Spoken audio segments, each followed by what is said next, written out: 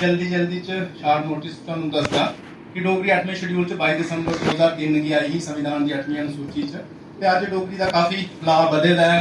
50 Cola वध college ने जिथे डोगरी पढ़ाई जा करदी है। परमानेंट एसिस्टेंट प्रोफैसर उत्थे लगे दे ने। यूनीवर्सिटी लैवल उपर 1983 दी MA दी क्लासां शुरू होई दियां जिहदे च PhD दा MPhil ते खैर हुण बंद होई है ते PhD दा रिसर्च दा काम होआ दा, MA होआ दियां ते बाकी हायर सकैंडरी लैवल उपर थोड़ा जी स्थिति माड़ी है। जिन्नियां हायर सकैंडरियां साढ़े डिवीजन च हैन जिथे डोगरी बोलने वाले पढ़ने वाले हैन उस हिसाब कन्नै ओह जिहड़ी संख्या बड़ी घट है। 5 7 8 हायर सकैंडरी जिथे डोगरी पढ़ाई जा रही है।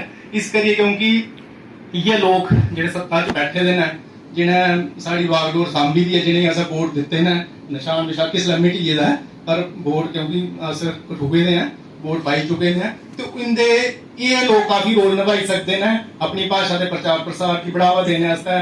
वो पावर इनके कोल है, सरकार इनके कोल है तो इस करिए और NEP नेशनल एजुकेशन पॉलिसी च चीज कंपलसरी करी दी है कि अपनी जी शुरुआती पढ़ाई है वो अपनी मातृभाषा च होनी चाहिए। इस करिए रुकावट कोई है नहीं है जिसले सेंटर का इंस्ट्रक्शन आन और के रीजन है कि इतने की नहीं ऐसा हुआ कि वो लागू की नहीं हुआ दी ਤੇ ਇਹ ਜਿਹੜੇ ਇੱਥੋਂ ਦੇ ਲੋਕ ਨੇ ਤੇ ਜ਼ਰੂਰ ਦੇ ਉੱਪਰ ਗੰਭੀਰ ਚਿੰਤਨ ਕਰਨ। ਰਿਜ਼ਲਟ ਆਉਣ ਦਾ ਵੇਟ ਕਰਨਾ ਕਰ ਲਓ। ਤੁਹਾਡੀ ਸਰਕਾਰ ਬਣਦੀ ਹੈ 24 ਜੂਨ ਦਾ ਤੁਸੀਂ ਵੇਟ ਕਰਾ ਦਿਓ ਜਾਂ ਜਿਹੜੇ ਤੁਹਾਡੇ ਇੱਥੇ MP ਖਲੋਤੇ ਦਾ ਉਹ ਜਿਸਲੇ ਬਣਨ ਤੇ ਇਹ ਚੀਜ਼ ਮੈਨੂੰ ਲੱਗਦਾ ਅਸਰ ਵੀ ਇਸ ਚੀਜ਼ ਦੀ ਜਿਸਲੇ ਵੋਟ ਮੰਗਣ ਆਉਂਦੇ ਨੇ ਸਾਡੇ ਕੋਲ ਆਉਂਦੇ ਨੇ ਅਸਰ ਇਸ ਚੀਜ਼ ਦੀ ਤੁਸੀਂ ਐਜ਼ ਏ ਡੋਗਰਾ ਜਿਵੇਂ ਮੈਂ ਜਿੱਥੇ ਟੋਕਿਆ ਕੋਈ ਸਦਾ ਉਹਨੇ ਕੋਈ ਗੱਲ ਬੁਰੀ ਲੱਗੀ ਹੋਵੇ ਵਾਰੀ ਨਹੀਂ ਸਦਨ ਨਹੀਂ ਸਦਨ ਵੀ ਇਸ ਗੱਲਾਂ ਡਰ ਨਹੀਂ ਹੈ। ਡੋਗਰੀ ਜਿਸਲੇ ਤੁਸੀਂ ਡੋਗਰਾ ਖਾਂਦੇ ਹੋ डोगरी मातृभाषा आखा दो तो मां बोली की बोलने थोड़ी शर्म कह दी है। इस करिए तुस प्रचार प्रसार होगा जिन्ना जुड़ाव जो थोड़ा एक जिसला तुसी कोर्टर कोल जंदे हो अपनी गल रखते हो जिन्ना एक साड़ा आपसी रिश्ता अपनी भाषा कन्नै बनदा दूई भाषा कन्नै नहीं बनता है, ठीक है ना। तो इस करिए उसका प्रचार प्रसार करो। खीर च मैं अपनी अस लिखने भी हैं तो अपने के अनुभव दे राएं एक कविता तुसें सुनां।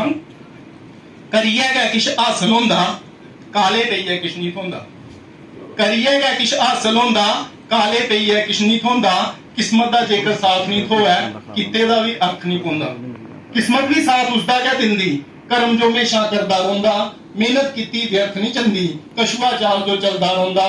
मती खाली आला आखर मती काली आला आखर एक दिन ठेडे खाइए ढोंदा। सबर संदोखी आशावादी एक दिन मंजिल पाइए रोंदा एक दिन मंजिल पाइए रोंदा। शुक्रिया।